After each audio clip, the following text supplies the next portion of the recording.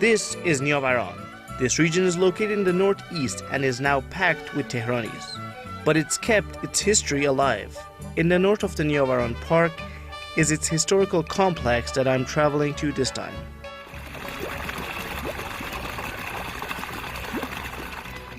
As I entered, the stretching trees touching the sky first showcased their age and vigor. Right after I saw this small building and I was wondering what it was. کوشک احمد شاهی 105 سال پیش توسط احمد شاه قاجار به عنوان کاخ ییلاقی ساخته شد.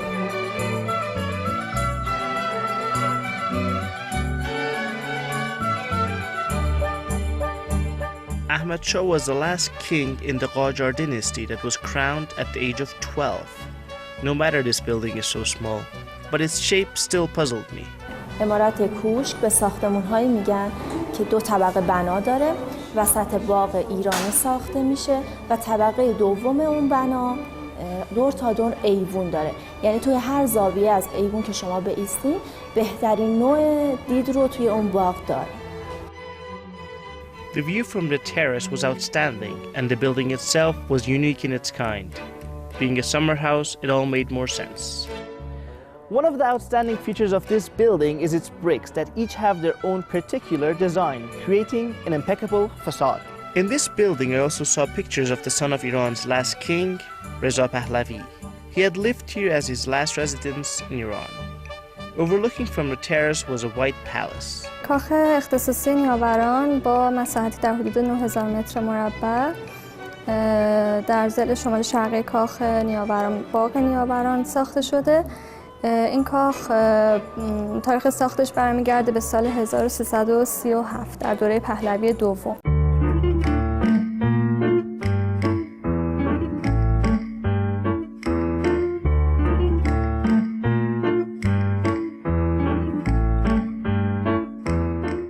The use of four main dimensions was inspired by Iranian architecture, and its designs are a blend of pre- and post-Islamic art. Other than that, all around the palace was filled with works of art. از آثار شاخص این کاخ میشه به مجموعه آثار تابلوهای نقاشی و آثار حجمی از آثار هنرمندان ایرانی و خارجی اشاره کرد.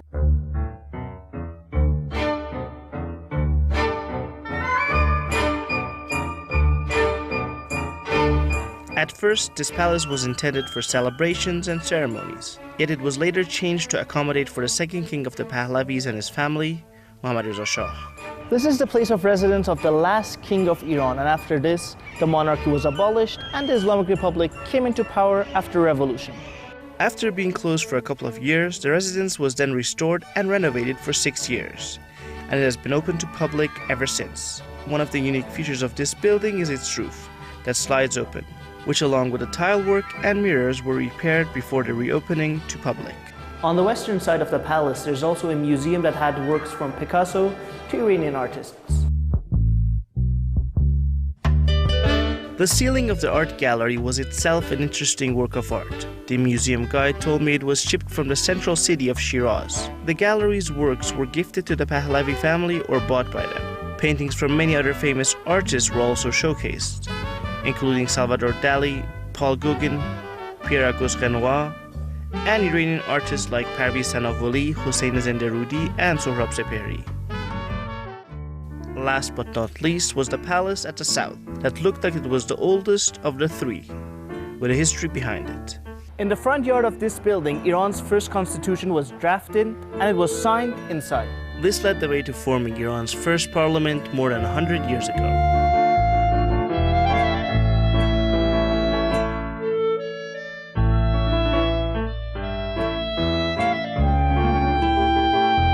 The Saheb Qaranie Palace dates back to 167 years ago. It's not only known for its effect on Iran's politics, but because of its beauty. The architectural works in this palace are showcasing the finest of Iranian art during the Qajar era. The lattice windows are often odd numbers and use colors to balance the sunlight coming in and push away insects from the buildings. Around the palace are fine works of art from Iranian artists.